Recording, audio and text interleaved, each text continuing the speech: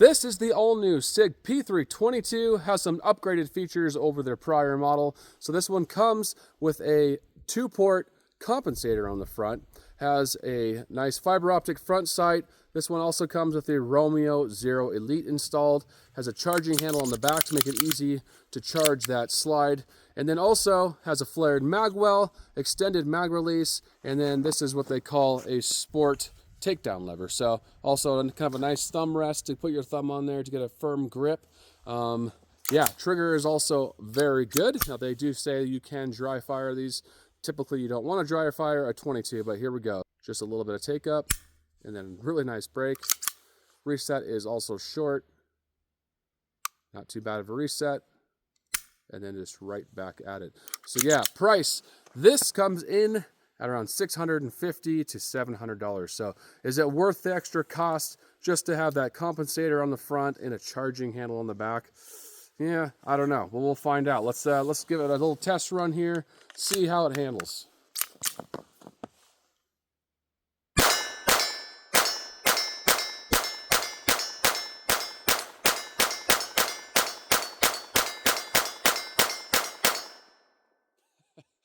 There's literally no recoil, and 22s generally don't have much recoil anyway, but having that extra compensated comp on the front there really just tames it down to where it feels like nothing. It feels like you're kind of shooting a BB gun.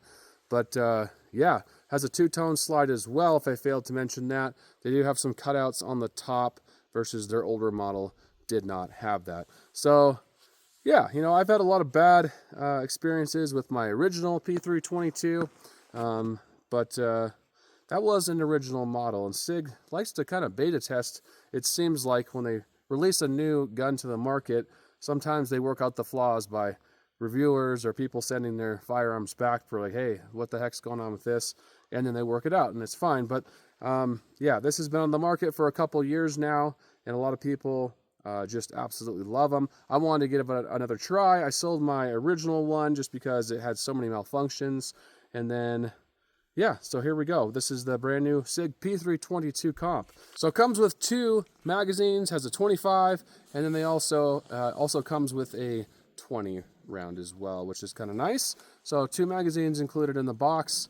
So far we're off to a good start. I have about 200 rounds with this through this without any issues, using CCI 40 and 36 grain hollow points. So no issues so far. I haven't even had a bad round yet.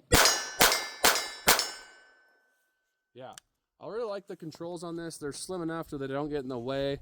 They did the right thing by putting that mag release only on one side, which is nice because then you don't accidentally bump it. If you're a righty, you're not going to push the mag release and drop that mag. So that is reversible. You can reverse it to either side. So it's fully ambidextrous. That's the one exception. It just takes a little bit of work to switch that around to the opposite side if you're a lefty. But yeah, this gun is really, really fun to shoot. I'm not a huge fan of the Romeo Zero optics. I think they're kind of flawed because once your battery dies, then you got to take the whole thing off, put the battery back on, put it back down, and then re-zero your optic. The red dot itself works great, but yeah, that's a huge flaw in my opinion. I wouldn't want to trust this on an actual, like a carry firearm. But yeah, the gun itself runs a heck of a lot better than my old P322. But let's shoot the rest of this mag up, and then we'll try some subsonics in it.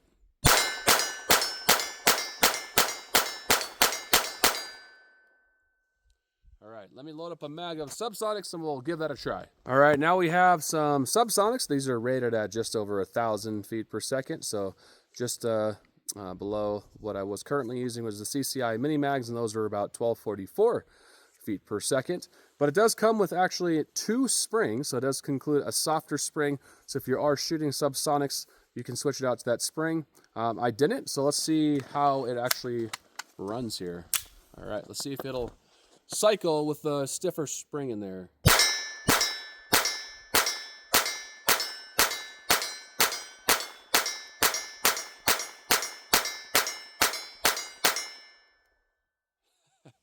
Cycled perfect. So I don't know why you would need that softer spring, but maybe even if you have even softer ammo than what I was currently shooting there.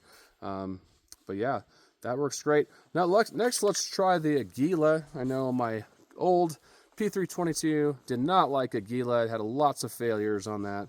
So we're going to try a just a round nose Aguila. This is a 38 grain, 1200 feet per second. It's the super extra stuff. Let's see how well it runs. See if it likes it. Aguila has some like waxy substance on it. So some 22s do not like it. P322 seems to be one of them, but let's see if this new model is able to actually cycle it.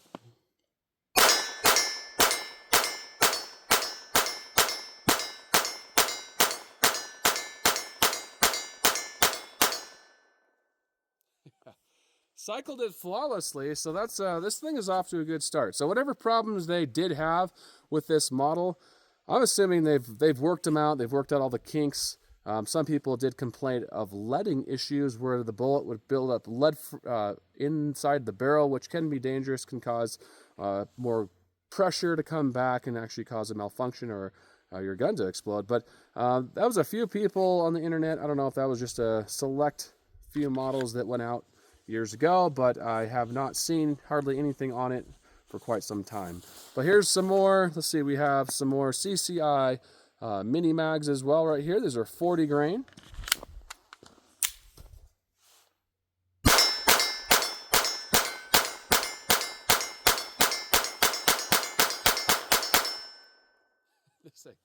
This thing runs really well. Let me fill up a few more magazines. We'll try some more of that Aguila out and see if it has any problems at all. All right, so we have 3 more loaded back up. That one is kind of half loaded there. These you have to be very careful with. So if they are not exactly kind of sticking out, like ready to feed, if they're nosedived a little bit at all, you have the mag loaded incorrectly. I think these are probably the most picky 22 mags out there, probably because of just how much you can actually put in there. But if the first 3, if you just kind of slightly pull down on the tabs and just let it drop in there and just make sure the first 3 are seated properly and they're going directly up, because if they're not, if the first 1 or 2 are slightly nosedive, the whole thing is not going to perform properly. But if you load it correctly like that, you shouldn't have any issues at all. So this is 3 more mags of Aguila. Let's see how well it functions here.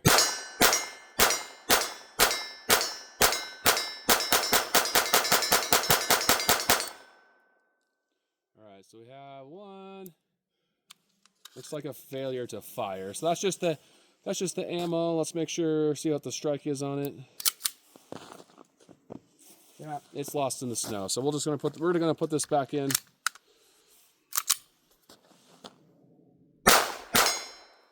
All right, cycled everything but that 1. That was a failure to fire. You could hear the click. Let's try out another mag here. All right, so we have the 20+1 magazine. You can see that ammo looks really nice and just perfectly stacked right there. That's how you want it to look, just really nice and clean. It's kind of a stack and a half all the way down.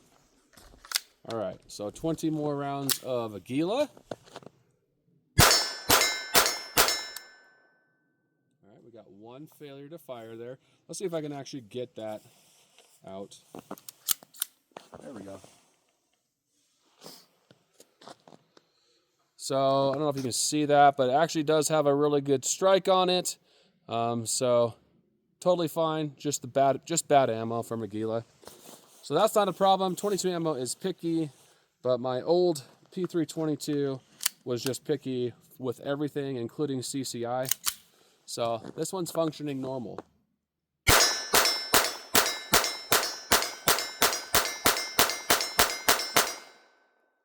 All right, ran everything through there just fine.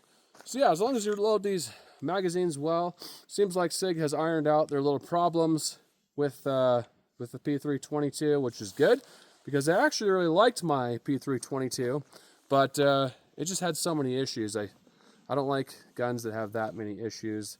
I mean, I expect some problems from 22, like a bad round, which is normal, or like a light round. They don't have enough powder loaded up in there.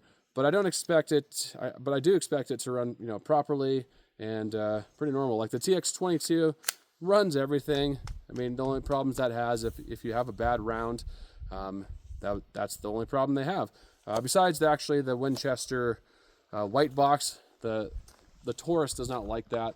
I don't think pretty much any semi-automatic handgun does. All right, I think we have about 7 more rounds of this Aguila, and then we'll call it good. All right, one more bad round there. That one's lost in the snow. Aguila, in general, is just not the best 22 round. All right. So, yeah, overall, I would say this is functioning how it's supposed to. We had some bad Aguila, but I ran 200 rounds of the CCI mini mags, and then there are hollow point mini mags as well, plus the CCI, well, you saw yourself, the CCI Subsonic. So it runs everything great. This is off to a good start, and we'll see how this goes compared to my old P322. But so far, so good. Absolutely love it. Fits really good in the hand. I like the little gas pedal / sport takedown lever right there.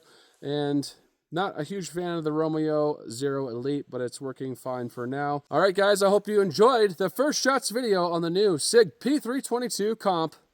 If you're new to 9mm Ridge, don't forget to hit the like, subscribe, notification bell, comment in the comments below. Guys, I love you. Stay safe. Keep on shooting. Have a great day.